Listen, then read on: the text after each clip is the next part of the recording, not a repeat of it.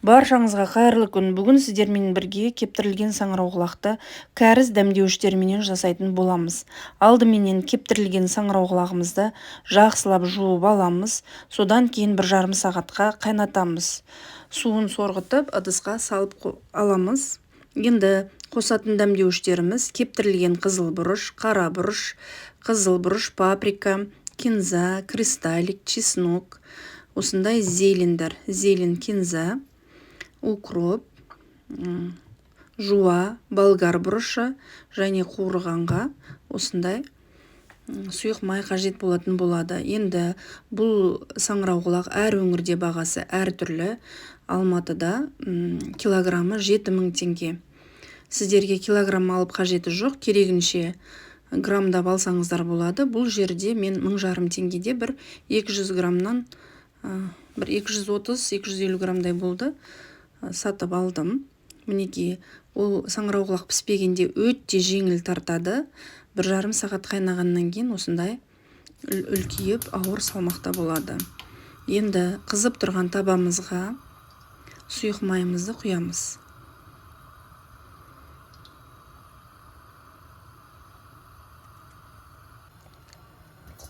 Енді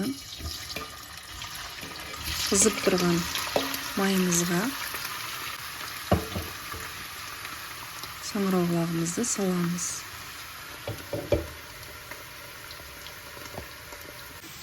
Саңырауқұлағымызды жақсылап қуырамыз. Енді қуырғанда қатты қылып қуырмау керек. Керегінше осылай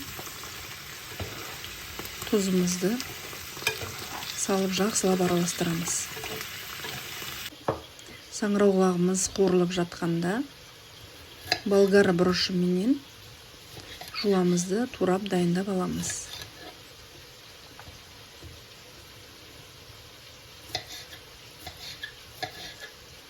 Осылай жіңішкелетіп турап аламыз.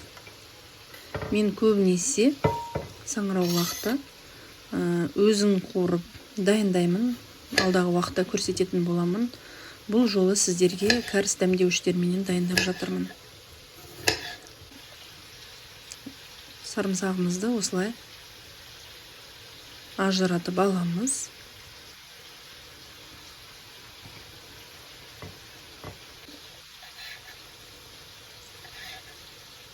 Укроптарды ұсақ қып турап қажеті жоқ. Осылай үлкен-үлкен қып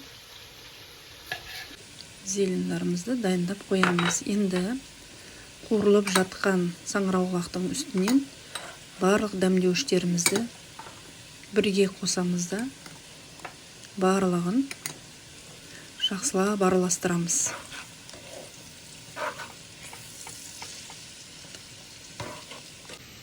Бір саңырауқұлағымызды 15 минуттай қуырып аламыз.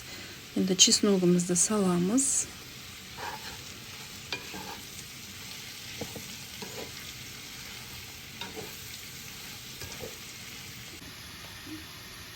Енді отты астындағы табамыздың астын өшіріп қоямыз. Жуамызбенен болгар бұрышымызды қосамыз. Бұны қуыруға болмайды. Қуырсақ болгар бұрышымыздың өңі қашып,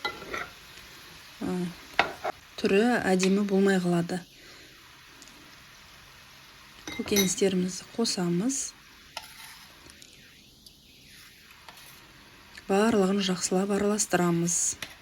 Егер жасайтын болсаңыздар, видеоның астында описанияда барлық ингредиенттері жазылып тұр. Менің каналыма тіркеліп, лайк басып, комментария жазып кетіңіздер. Осылай жақсылап араластырамыз. Кішкене кеңдеу ыдыс болса жақсы болады екен. Мінеки, өте дәмді, ерекше болып шықты. Жасап көрсеңіздер болады.